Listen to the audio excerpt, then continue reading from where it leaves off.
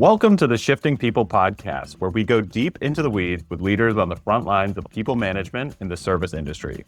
We interview the best minds in HR and talent acquisition, along with owner-operators, franchisees, and general managers to bring you real insights that you can actually apply in your business today. I'm your co-host, Derek Williamson. And I'm Kathleen McDonough, and it's time to get to work. Today, we're doing our first job seeker mini episode. And what is that? It's no surprise the job market is tough. There's layoffs, people are unemployed between jobs. It's taking longer to find work as well, and it's harder, especially in the HR field, management, and leadership. So I wanted to explore the intersection of leadership and HR as job seekers, right? So what does someone who normally is an employer or hirer realize when they are a job seeker? What will they take from that experience into their next role to improve or impact candidate experience or their team? And ultimately, does that change their point of view of any topics in the industry? Each episode will dive into our guest, who they are as a person. We'll chat about their experience as a job seeker, and then we'll dive into some fun topics in the industry as well. Today, we have Melissa Besong. She is, as she puts it, it's always been kids, restaurants, and florals for her, which I think is so fun.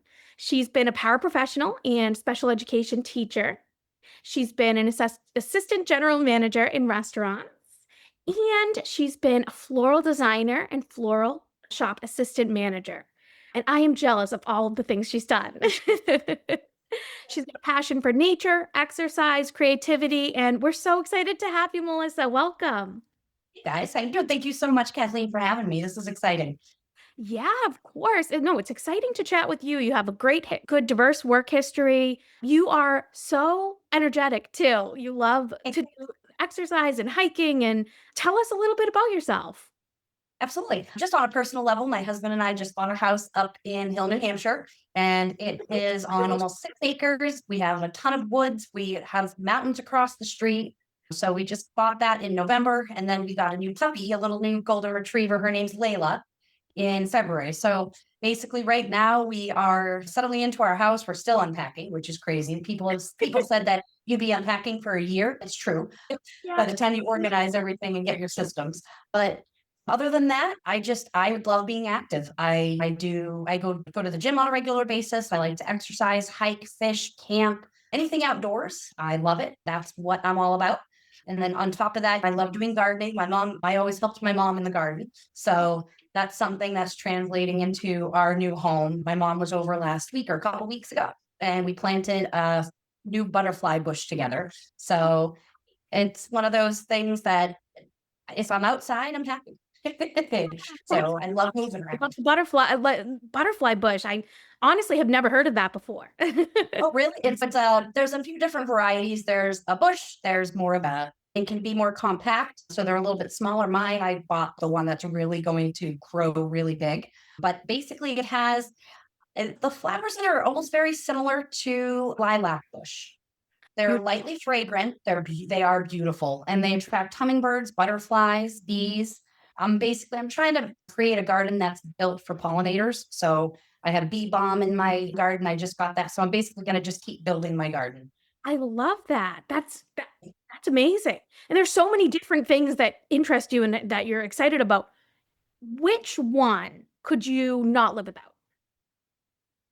Well, I would have to say, honestly, exercising. It's my form of stress management. And there's so many ways I can exercise, which involve the things that I love. But also, I really think, honestly, just being with people. I enjoy building relationships. So it pulls what I've done throughout my career all together. And as long as it's people-oriented or I'm outside, I am a happy camper. And people are attracted to you. It's energetic talking to you, right? You don't want to stop talking once you start. I feel like we could talk for hours, honestly. I do too, absolutely. You do a lot. What is on your bucket list, right? What do you want to do next? What haven't you done that you always say, oh, yeah, that's one I'm going to get to eventually? I have a few things, of course. I'm the kind of person where I have multiple projects going in one time. I just enjoy bouncing back and forth. My first one is doing my own business. I do a lot of crafting, things like that. Basically, maybe I already have things in the work. I have a business plan set up where else I actually do like driftwood Christmas trees and homemade wreaths, things like that. So basically my plan is to go on Etsy and start out that way and then build from there and see where it goes, whether it turns into something more like a hobby or something more serious, then okay, but it's just another source of income and I'm actually doing something I'm passionate about. Another one is I love to write. I have about 12 or 15 composition notebooks full of poetry. I'd love to make a whole book. I did printmaking in college where you carve out wood and then you actually make a print. So I actually did about 7 prints to 7 different poems that I've written with the printmaking. And I'd actually love to at some point publish those. So that's in my bucket list of things to do. But for fun, that it would literally just be something of, a self-motivating, just something for me to do for me. You could sell those as well. I would buy one. I do original poetry on driftwood. I print it out like that. I would absolutely buy one. I think a lot of people would. So that's for me, that's really more what it's about. It's doing those outlets and going from there. And if they end up amounting to anything, but in the end, you need to make sure that you find a career that is stable and you are contributing to the world. So that's my main goal. No, that is such a good goal. I love that you have so many hobbies, passions that bring in business as well, right? Starting your own business, becoming an entrepreneur, and then also wanting to be in a role that's something you love and enjoy as well. What's one thing that you are really proud of in your past? It could be work or personal. Something I've been really proud of. I think the position that I just held, it was the assistant general manager at Shallow Flowers in Manchester, New Hampshire. And we were doing a customer outreach program where basically we were trying to drive sales, trying to bring up revenue, customer retention, new customers. And basically I came up with about 15 different categories of businesses that would actually be good for us to do some sort of promotional piece for. In the end, we ended up doing like a mug of flowers that we put flyers and business cards in. So basically, I headed that. I called it, like I said, I called it the customer outreach program. And basically, I coordinated with the designers, with the delivery drivers, and then they went out and they delivered the mugs to various businesses to try to impact revenue. So I think just that it was a big undertaking coming up with the list. I had help. I had the team help type up the list, and delivery was amazing with making sure that everything went out as it should. And the designers were fantastic. So it was really a very cool project where I got to work with everybody within the company and touch base with everyone and make an impact for the business to grow. Wow, touch base with every department, grow the business. You came up with this all on your own. No, I didn't come up with it on my own. We had team meetings, but I was the leading force of making sure that I touched all the businesses. But no, it was not my own idea. I definitely don't want to steal that thunder. Oh my, and see, you're humble too. You credit your team with it, with the things that they come up with, but you were the quarterback of it and you were able to accomplish that goal. That's amazing. That's really cool. That's definitely something to be proud of for sure. Thank you. What about next? What are you looking for next? Do you want to stay in floral? Do you want to go back to restaurants? Something completely new, a different adventure. What is next for you? You think? Right now, I'm thinking more going into either recruiting or area manager sales. There's actually a new position I just put in for. It's a promotion sales manager position for a local resort in our area. And just cross your fingers for me. I have my first interview on Saturday. So something like that where they are looking for somebody who's creative. As long as I can use my creativity, have fun, be part of a team, help lead a team. And the way they described it, my favorite line in their job description was, you want to be the person everybody wants to work with. And I think that was such a cool way to describe that type of a position. But next, I'm honestly really looking for that company that stands out, that they promote that kind of culture within the company. And honestly, as a job seeker, that's very hard to find because everything's so impersonal. Now it can be, unless you have a recruiter working for you, it can be really impersonal and it's real hard to find. So I found this opportunity I'm running with it. It sounds really fun and exciting. No, it does. It sounds exciting. It sounds like they were describing you in that, right? Like someone that people want to be around. But basically, they just missed my name. Hey, Melissa Downey, please Right? apply for this position. Melissa Besong. Downey was my maiden name. It's like your name was like in white there, right? Like it was hidden in there, and that's what attracted you to it. No, we're so excited for you for that. We wish you the best of luck in that. And Thank you. obviously, the challenge you just mentioned of like it's can be impersonal, right? That's something that I think is not talked about enough. I think a lot of job seekers struggle and get frustrated and maybe don't realize that's why they're frustrated is because it's a very impersonal process. A lot of employers don't put it's all about checks and balances and requirements a mile long, but not really about what matters most, right? What you're going to feel when you're there as an employee. Have you found other than this one, have you found any or in your like job seeking experience, what's an indicator that maybe it is a more personal employer, an employer you might want to work for? For me personally, I go by the job description itself and really how they write out what the position is. Other than that, you really have no indication unless you were to, so say it's a local business and it's not something remote, or even if it's hybrid. If it's hybrid, then you have more of an opportunity. But the only other thing you could do was stop in to the business and show your face. Other than that, honestly, Kathleen, it's really the job description itself. It's how they word it. Yeah. You have to put your own meaning into what is on a computer screen. So, you go by if they reach out to you. I've put in almost 20 applications. I have only heard back from one. And I've been doing this for 3 weeks. Yes. Wow. I've only heard back from one. So I saw something that said that people are using AI generated programs to pull applications.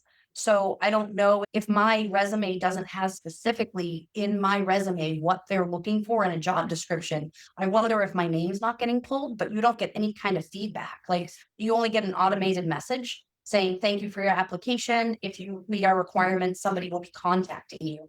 But even then, Kathleen, it's all just very automated. Like it's an auto message, it's automated. And you don't really know. You don't get names. You don't get, thank you. This is Smith Jones, whatever. And Yeah, if you have questions, you can reach out to me. I'm a real person. No, it's automated. And what's tough about that too is they don't give you an end point, right? Like you put it in, you get the automated message that says, we've received it, but there's no, we'll let you know within 30 days, right? Or we'll definitely say yes or no within the next 2 weeks. There is no end point, and that leaves a job seeker with so many questions, right? Do I keep applying to other ones? Do I put all my eggs in this basket? Do I get really excited about it? Should I keep reaching out? Should I apply again? What's funny is Melissa's in New Hampshire. I'm in Boston, but I saw recently that in Ontario, Canada, they passed a law that said that employers must inform job seekers. Employers must inform job seekers whether or not they got the job within 30 days. So now it's a law that they have to, and that goes into effect in 2026, I believe. But when I saw that, I was impressed. I thought I think that's a good law and also a good practice to lead by as an employer. And it probably would be helpful to job seekers as well. I agree, 100% agree. If you just knew, so basically, I've actually gotten to the point now, 3 weeks later, where I assume that I'm not getting a call back, and I just keep going. I just keep moving forward. Like the biggest thing that I've learned is, and I will say, I did get one rejection. I went for an area sales manager position, it's an area sales position for a food vendor because I thought with my restaurant background, and they just said I wasn't the right fit for them. So then they reposted it again. I applied again. They rejected me again, but I'm like, all right. I have almost a little over 10 years of restaurant management. I can do this job. Like I have connections. Yeah. Like I know I could do this. The restaurant world is not very big. Everybody knows everybody. So I could go into a restaurant and probably bump into 3 people I worked with as a manager. Yeah, you know, which is very which could helpful to them as a business and you as a salesperson at that business. Yeah, absolutely. but they Just chose. again, because maybe it was, you don't know why it was, right? Maybe it was an automatic rejection and they didn't mean to actually reject you. Yeah, it was, I ended up, I don't know if they didn't give me a reason. They just said it was an automated message, but that they wanted to pursue other candidates. And I'm like, okay. I'm like, it's in my area. It was for the Laconia area of New Hampshire. So they put a new one posted. So I just applied again. But they, like I said, Yeah. I'm that kind of person. I'll just keep going. Oh, yeah, absolutely. You're persistent. I think you have to be when you're in your job seeking. And I think also one thing you mentioned, they posted it again, right? Like they did that.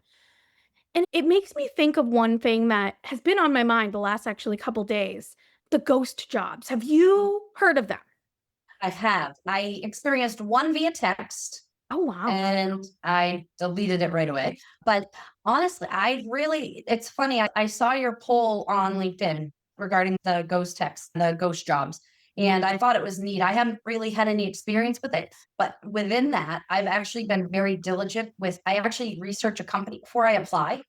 I'm researching the company and I'm validating that they're a real company. If I don't know or I can't find anything solid, there was one company that I don't even remember what it was. I'm the kind of person where once it's gone, I looked at it, I researched it. It didn't seem like it was a valid company and I moved on. But I have seen it. I have seen where one didn't quite add up as a legitimate company. And then I just kept moving on. My due diligence is very needed in this process.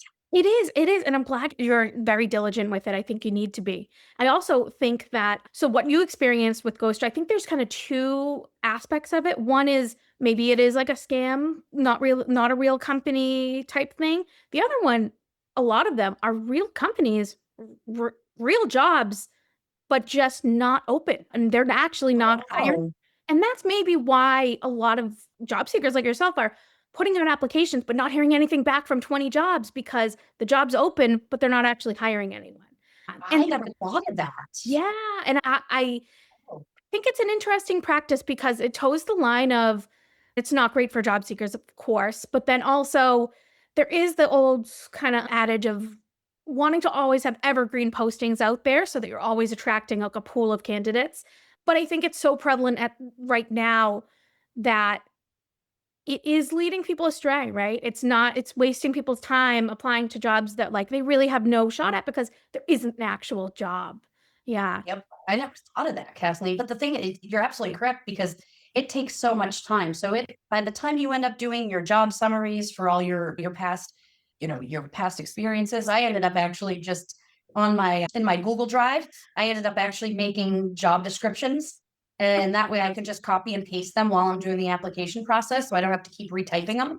So I've done like a few little cheat sheets like that for myself. So that way I can get more applications out. So I don't have to keep recreating the wheel. I'm sure plenty of people do that, but it was just something where I'm like, I had to redo it twice. And I'm like, well, why am I doing this? I just came up with a really good job description of what I've done for the past 5 years at this company. I ended up doing that. But no, it takes time. It takes you about 20 minutes, even if you have all that pre-done. It's by the time you get done doing all the paperwork, checking all the boxes and all of that, it takes about 20 minutes per application. My goal is 5 per day. So it's one of those things that if you're half a day, yeah. So you're taking half your time. And like you said, if it is a ghost job, you're spending all this wasted time on a job. And who knows, maybe 3 out of the 5 I did are ghost jobs. Wow. So here I am thinking I have 20 applications out. Maybe I only have 5. And for real, that's scary, actually. Because you don't even know if it's 5, right? It could be 0. Right. It could be absolutely 0. And you are great because you do your due diligence. You look up the company. If they're local, you stop by. You're doing the extra work. But if someone doesn't have the time to do that work or it's scary. And I think it's a real detriment to the job seeker. I wish that more employers would think about that before they did like a ghost job or something similar to it. Or if they're going to do an evergreen posting, which I typically am a proponent for, make it known, right? Make it very visible. Like this is a role where we're constantly looking for new applicants for, it's not an immediate position that we're hiring for. As long as that you know that, you can mentally prepare and devise your time accordingly. It would be nice if they pass something like that into law as well. So like you discussed what they had done in Ontario, but also doing something like that where if it's just to protect people's livelihood. You have people trying to pay mortgages, trying to make sure that they have mouths to feed, they have kids. So it's just one of those things that it would be, it's to everybody's best interest. That way you're fighting candidates who really truly are all in and ready to go for a real job. Yeah, absolutely. And you said one of the areas you're looking to go into next potentially could be recruiting or sales area rep. What about the like job seeker process or your experience in it, your story of going through these last 3 weeks and who knows how much longer, hopefully not much longer. I know, hopefully not much longer. But what will you take from that experience and bring into your next role, if anything? I think to value the teammates that you have, Mm. really. So if everyone's so busy trying to find new talent and you have people who have been with the company, whatever company you are for the past 5, 10, 3, 2 years, whatever it is, I think the biggest thing is it's so important to take care of the people you have Yeah. and guide them, whether you're in a leadership role, like I've always tended to be in a leadership role, but to guide them and to mentor them and not manage, but to lead them Yeah. and cultivate whatever skills. And that's actually that's one of my strengths is I can, with my special education background, I can identify someone's strengths Yeah. and then give them those tasks and projects that they can feel successful and know that they're successful, and then empower them to want to do more and feel valued. And I think going into my next position, if it is in a leadership role of some kind, I think it will definitely be, I think it's that awareness of making sure you value your team. And I just know what I've gone through in the process. And I think I don't ever want them to feel like they're not valued and would have to take that step to go find a different position and then have a difficult time when I know I, as a leader, Yeah. could lead the team and they wouldn't have to go anywhere and be in this position. Yeah. And I love that your skills are finding people on your team that have a lot of value to bring to the table and then instilling that in them. They might not even think, oh, wow, I could do X, Y, and Z tasks to bring me to a new level or and help the company in these ways or move up in my position. But you're recognizing that in them and instilling that in them and then keeping that talent so there's not as much turnover. So you don't have to look for new roles, or new employees for roles so that they're not leaving as often. And I bet that comes into it. The effect of that is that you have a tighter team too, right? People Yep, who absolutely. been around each other longer, trust each other, really value the company too, and want to stick around for longer when they have a leader like you. Oh, thanks. I appreciate that. But I think just this whole process really truly of I think me trying to find a team I will make sure that I can add value to and I guess fit in with and fit within the culture. I just don't, I want to make sure that they feel that way. That I don't make other employees feel like they have to go find that too. I don't know. If I'm looking for someone on the team, I want to make sure that they know I'll value them as a team member. I think it's really hit home. Oh, for sure. And you mentioned culture. I think that's a really big kind of topic right now in the industry is defining culture and what each company, I guess, how they define their culture and what sets it apart, right? And I think everyone wants it to be unique and different. They want it to be good and great and the best, but I think being honest about it is something that's important too. What are some aspects of culture, whether at past employers or a future employer that you are looking for? Basically, that it's inclusive. It's a team environment. It's a team process. So that way everyone feels that their voice is heard. I think I've always been in really great environments where collaboration was done. So everybody's input added to what we were doing, especially in the school system. You have to really work collaboratively with everybody on your team. And I really think that's like the biggest key role of everything in a culture is communication, open communication, making sure that everyone feels seen and heard and valued.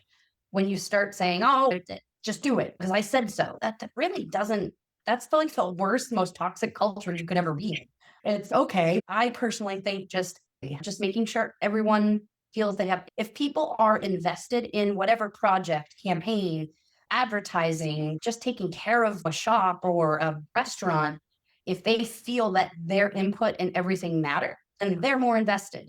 Yes. And they want the company to be successful because they want to make sure that everybody in the team feels supported. And that's culture. It's that momentum of a company thriving. It's the heartbeat of what customers are going to feel, what product you're going to put out. Happy customers, happy culture within a company means a successful company.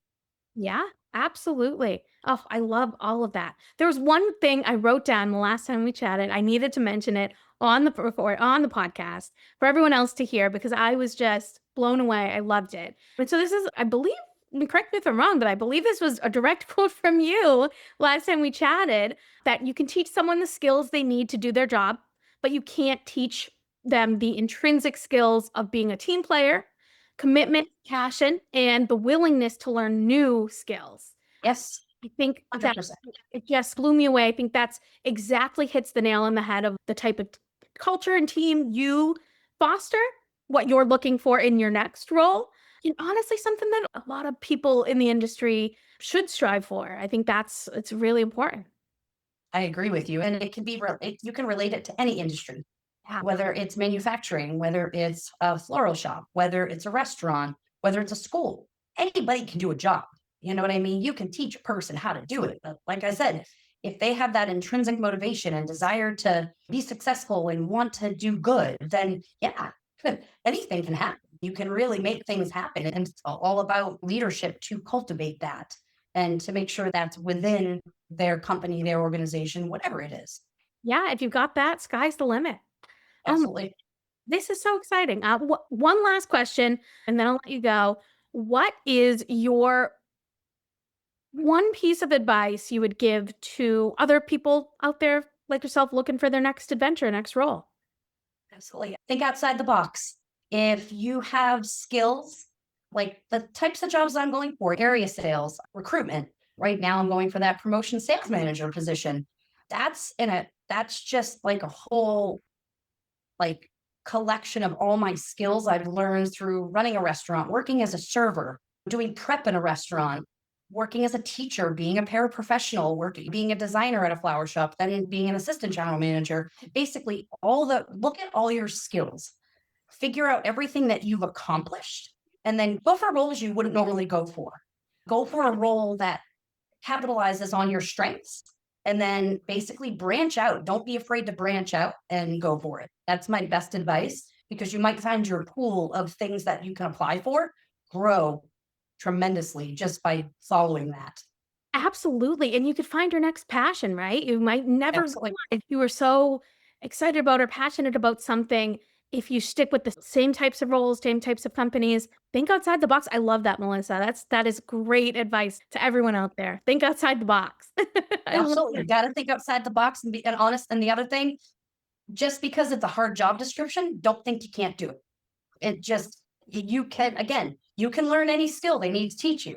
But as long as you have that motivation to learn, then you can do any position. And you just have to have that confidence. Don't hold yourself back. The one thing my mom said to me was when I was younger, it was actually when I was going into, I was basically in between jobs in my 20s. And I found the posting for the floral designer at Channel Force in Manchester. And it was actually at that point, embarrassingly enough, I'm this old, it was in the newspaper. So I read the ad and they were looking for the designer. And my mom said to me, I said, Mom, I'm like, I don't think I'm going to do it. I can't. I only did floral design in high school and I just did one class. She looked at me, she goes, Missy, and that's what my family calls me. She's do it. She goes, you're the only one holding yourself back right now. And it's true. Don't pigeonhole yourself thinking you can't do an opportunity. Just go out there and try. Get it. You're so right. Your mom is a wise soul. She is 100%. That's why she's my best friend. Oh, that's adorable. And that's such great advice from your mom to everyone else too. That's amazing. Melissa, thank you so much for being with us and being our first Job Seeker mini series. Thanks for having me.